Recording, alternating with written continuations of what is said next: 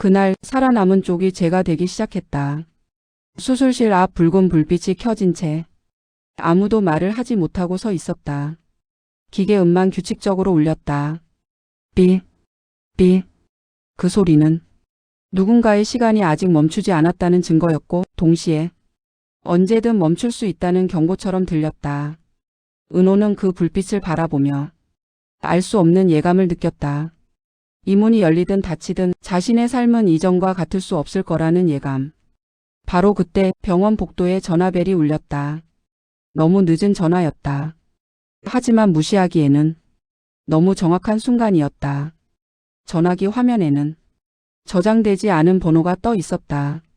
은호는 그 번호를 보자마자 이 전화가 단순한 안내가 아니라는 걸 직감했다. 확인이 필요합니다. 전화기 너머의 목소리는 짧고 담담했지만 그 말 한마디가 이미 내려진 선택을 흔들고 있었다. 확인. 그 단어는 치료와는 전혀 다른 영역의 말이었다.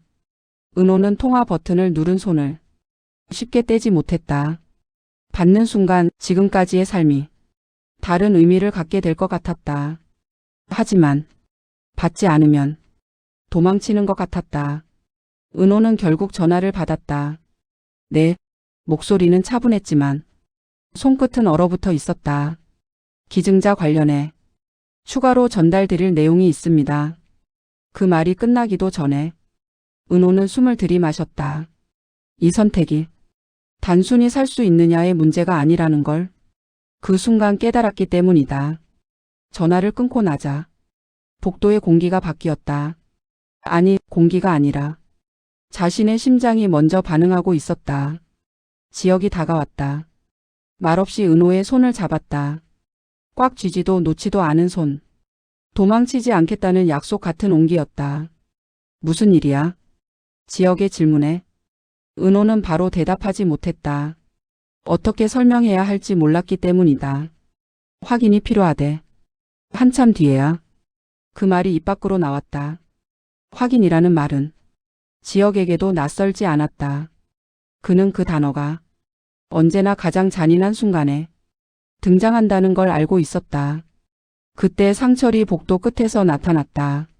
숨이 가쁜 얼굴, 정리되지 않은 옷차림. 그리고 이미 무언가를 감지한 사람의 눈빛. 전화 왔지. 상철의 말은 질문이 아니었다. 은호는 고개를 끄덕였다. 병원 문 안쪽에서는 의료진의 움직임이 빨라지고 있었다. 서류가 오가고 짧은 대화들이 교차했다. 모든 움직임이 하나의 결정을 향해 수렴하고 있었다. 의사는 차분하게 설명했다. 가능성, 확률, 위험. 그 말들은 익숙했지만 오늘따라 더 무겁게 느껴졌다. 지금 결정하셔야 합니다. 그 말이 떨어지는 순간 은호는 처음으로 이 상황이 자신에게만 주어진 시간이 아니라는 걸 분명히 느꼈다. 이 선택은 자신의 삶을 살리는 선택이기도 했지만 누군가의 과거를 다시 끌어올리는 선택일 수도 있었다. 의자에 앉은 은호는 자신의 손을 내려다봤다. 그 손으로 지금까지 무엇을 붙잡아 왔는지 갑자기 떠오르지 않았다. 대신 놓아야 할 것들만 머릿속에 가득 찼다. 무서워. 그 말은 울음도 분노도 아니었다. 지극히 솔직한 고백이었다. 살고 싶은데 이 선택이 무서워. 지역은 아무 말도 하지 않았다. 괜찮다고 말하는 건 쉬웠지만 그 말이 은호를 더 깊은 곳으로 밀어 넣을 수도 있다는 걸 알고 있었기 때문이다. 괜찮다고 말 안 할게. 지역이 조용히 말했다. 대신 내가 어떤 선택을 해도 그게 내 선택이라는 건 분명히 하자. 그 말에 은호는 눈을 감았다. 선택의 책임을 온전히 자신이 떠안아야 한다는 사실이 위로보다 더 잔인하게 다가왔다. 상철이 한 발짝 다가왔다. 어떤 선택을 하든 되돌리자고 하지 않겠다. 상철의 목소리는 낮았지만 단단했다. 그 대신 그 선택이 널 괴롭히면 아빠가 같이 버티겠다. 그 말에 은호는 처음으로 자신이 혼자가 아니라는 걸 느꼈다. 의료진은 잠시 시간을 주었다. 은호는 창가로 걸어갔다. 유리창 너머의 도시는 아무 일도 없다는 듯 평온했다. 나도 저렇게 살 수 있을까? 그 질문에 답은 없었다. 하지만 한 가지는 분명했다. 도망치고 싶지는 않았다. 은호는 돌아서서 말했다. 하겠습니다. 그 한마디에 병원 안의 공기가 다시 움직였다. 그러나 그 순간 예상하지 못한 말이 이어졌다. 기증자 가족 쪽에서 확인을 요청했습니다. 확인. 다시 그 단어였다. 과거에 얽힌 일이 있습니다. 그 말은 이 모든 상황이 우연이 아닐 수도 있다는 암시였다. 복도 끝에서 성희가 나타났다. 급하게 달려온 얼굴, 이미 많은 걸 알고 있는 눈빛. 이 상황 단순하지 않아. 성희의 말에 상철의 표정이 굳었다. 그날 같은 병원에 다른 아이가 있었어. 성희의 말은 조용했지만 치명적이었다. 심장이 같은 병실에 있었지. 은호는 숨이 막혔다. 자신의 삶이 누군가의 질문 위에 세워졌을지도 모른다는 생각이 처음으로 현실이 되었다. 기증자 가족은 원망이 아니라 진실을 원하고 있었다. 그날이 사고였는지 선택이었는지. 상철은 결국 고백했다. 나는 내 아이를 선택했다. 그 선택은 끝난 일이 아니었다. 지금까지 이어져 온 질문이었다. 긴 침묵 끝에 기증자 가족은 말했다. 조건은 없습니다. 다만 잊지 말아주세요. 절차는 다시 움직이기 시작했다. 수술실 문 앞에서 지혁은 은호를 바라봤다. 눈 뜨면 내가 제일 먼저 보일 거야. 은호는 고개를 끄덕였다. 문이 닫혔다. 안에서는 심장이 뛰고 있었고 밖에서는 모두가 숨을 죽였다. 누군가의 끝 위에서 또 다른 삶이 조용히 시작되고 있었다. 문이 닫힌 뒤에도 복도에는 한동안 아무도 움직이지 못했다. 기계음은 문 너머에서만 들리고 있었지만 그 소리는 문 앞에 남은 사람들의 가슴 안에서도 같은 속도로 울리고 있었다. 지혁은 손에 남은 온기를 내려다봤다. 조금 전까지 잡고 있던 손의 감각이 아직 사라지지 않고 있었다. 눈 뜨면 내가 보일 거야. 그 말을 지킬 수 있을지 확신할 수는 없었다. 그럼에도 불구하고 그 말밖에 할 수 없었다. 상철은 벽에 등을 기댄 채 눈을 감았다. 기도를 한다기보다는 버티고 있다는 표현이 더 정확했다. 내가 한 선택이 여기까지 왔구나. 그 생각이 머릿속을 떠나지 않았다. 성희는 조금 떨어진 곳에서 두 사람을 지켜보고 있었다. 말을 보태지 않은 건 지금 이 순간에는 어떤 말도 위로가 되지 않는다는 걸 알고 있었기 때문이다. 시간은 정확하게 흘러가고 있었다. 의료진이 오가고 간호사가 서류를 들고 지나가고 누군가는 전화를 받고 고개를 끄덕였다. 그 모든 움직임 속에서 문 앞에 선 사람들만 시간에서 비껴나 있는 것처럼 보였다. 잠시 후 성희의 휴대폰이 조용히 울렸다. 그녀는 화면을 내려다보다가 표정이 굳었다. 기증자 가족 쪽이야. 그 말에 상철이 고개를 들었다. 뭐라고 해? 성희는 통화를 짧게 마치고 말했다. 상태가 더 안 좋아졌대. 잠시 숨을 고른 뒤 덧붙였다. 시간이 많지 않아. 그 말은 다시 한번 선택을 재촉하고 있었다. 지혁은 수술실 문을 바라봤다. 그 문이 열릴지 아니면 영영 닫힌 채로 남을지 아무도 알 수 없었다. 만약 지혁이 말을 꺼냈다가 멈췄다. 상철이 그를 바라봤다. 말해. 만약 이 선택이 또 다른 상처를 만든다면. 지혁은 조심스럽게 말했다. 우린 그걸 어떻게 감당해야 할까요? 상철은 한동안 대답하지 않았다. 그 질문은 지금껏 스스로에게 수없이 던져왔던 질문이었기 때문이다. 감당 못해. 상철이 낮게 말했다. 그래도 외면하지는 말아야지. 그 말은 결심이 아니라 후회의 고백에 가까웠다. 성희는 두 사람을 번갈아 바라봤다. 그래서 지금 이 선택이 더 잔인한 거야. 그녀가 말했다. 누군가를 살리면서 누군가를 다시 울리니까. 그 말이 끝나자 복도는 다시 조용해졌다. 문득 지역의 머릿속에 은호의 얼굴이 스쳤다. 두려움을 숨기려 애쓰던 눈, 괜찮은 척 웃던 입술, 그리고 결국 도망치지 않겠다고 말하던 목소리. 그 선택이 잘못이었다고 말하지 않게 해줘. 지역은 속으로 그렇게 빌었다. 시간이 얼마나 흘렀는지 아무도 정확히 알지 못했다. 그때 수술실 쪽에서 의료진이 나왔다. 모두의 시선이 그에게로 쏠렸다. 아직은 진행 중입니다.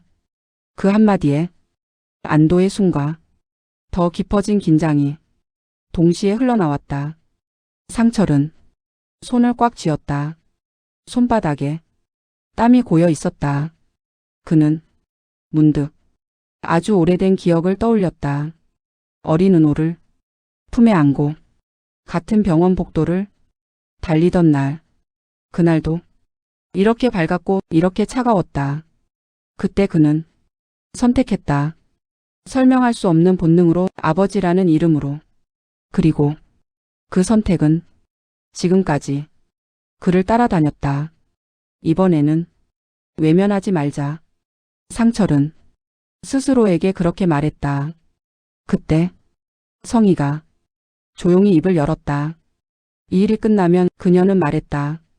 다시는 묻어두지 말자. 상철은 고개를 끄덕였다.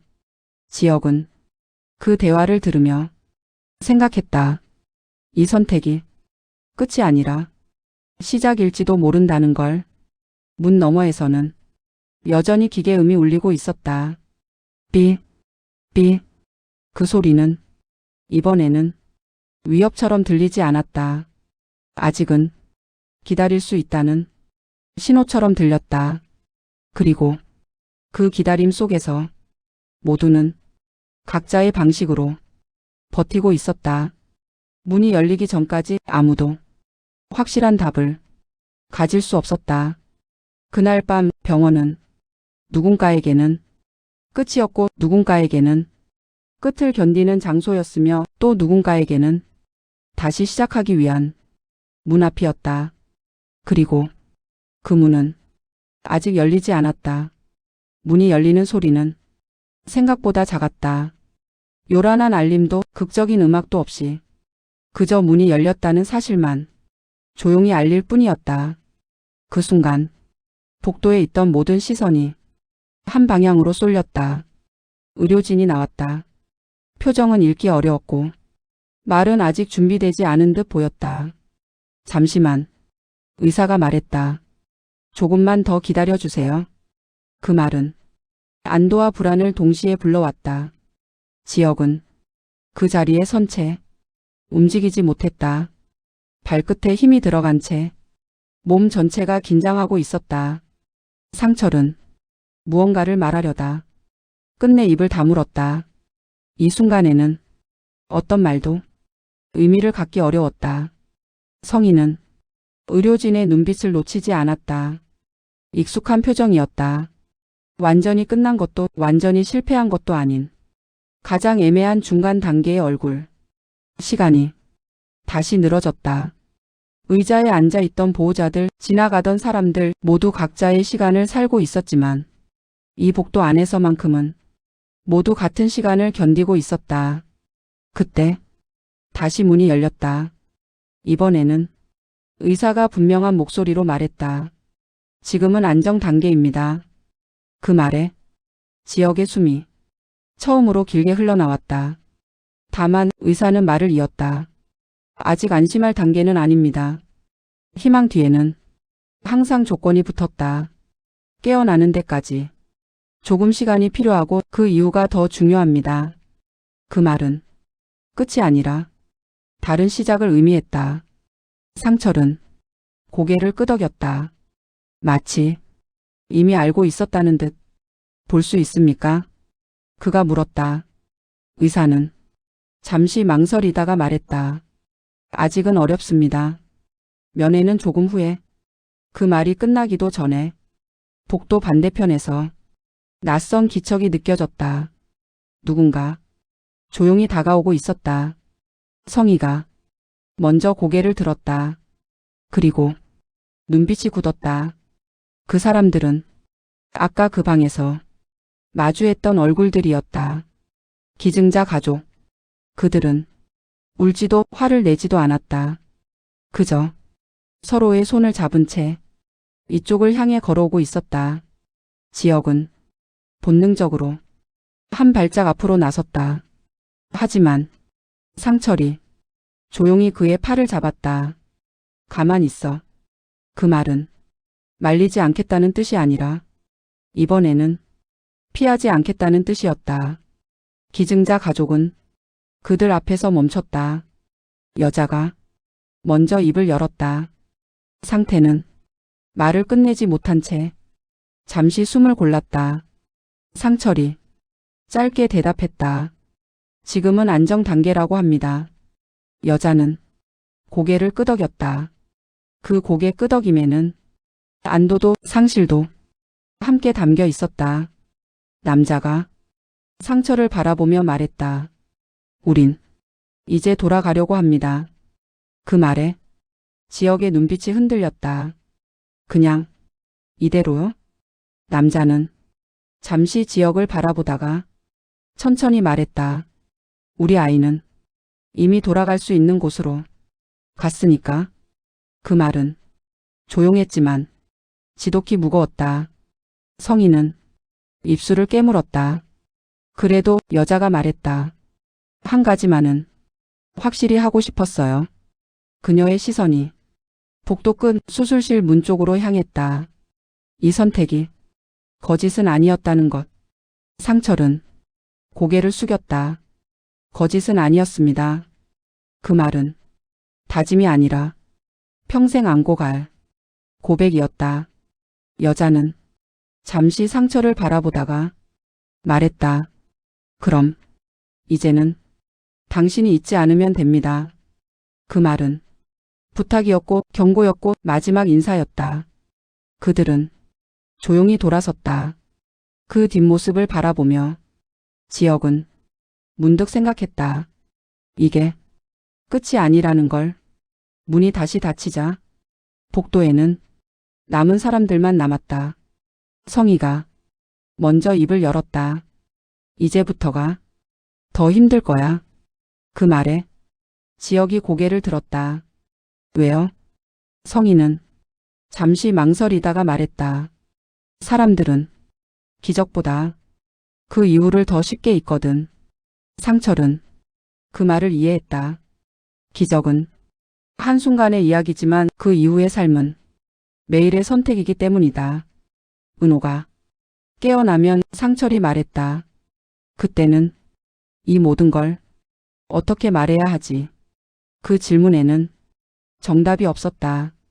지혁은 조용히 말했다. 말하지 않아도 느낄 겁니다. 그 말은 확신이 아니라 각오였다. 시간이 다시 흘렀다. 의료진의 호출이 있었고 간호사의 발걸음이 이어졌다. 그리고 마침내 한 명의 간호사가 이름을 불렀다. 보호자분. 지혁의 심장이 그 순간 크게 울렸다. 잠깐 들어오실 수 있습니다. 그 말은 문이 열렸다는 뜻이었고 동시에 새로운 불안의 시작이었다. 지혁은 한 발짝 내디뎠다가 잠시 멈췄다. 괜찮을까? 그 질문은 머릿속에서 사라지지 않았다. 상철이 그의 등을 가볍게 두드렸다. 가. 짧은 말이었다. 하지만 많은 의미가 담겨 있었다. 지혁은 천천히 문 안으로 들어갔다. 안쪽은 조용했다. 기계음이 여전히 규칙적으로 울리고 있었다. 은호는 아직 눈을 뜨지 못한 채 누워 있었다. 창백했지만 이전과는 다른 숨이었다. 지혁은 침대 옆에 서서 그 모습을 바라봤다. 왔어. 대답은 없었다. 하지만 그는 그 말이 혼잣말이 아니라는 걸 느끼고 있었다. 손을 잡자 미세하게 온기가 느껴졌다. 지혁은 그 손을 놓지 않았다. 이제부터가 진짜 시작이라는 걸 알고 있었기 때문이다. 문 밖에서 상철과 성희는 그 모습을 말없이 바라보고 있었다. 누군가는 살아남았고 누군가는 보내야 했고 그리고 모두는 그 선택의 결과와 함께 살아가야 했다. 병원은 여전히 밝았다. 하지만 그 빛은 이제 도망치고 싶은 빛이 아니라 견뎌야 할 빛이 되어 있었다. 그리고 그 밤은 아직 끝나지 않았다.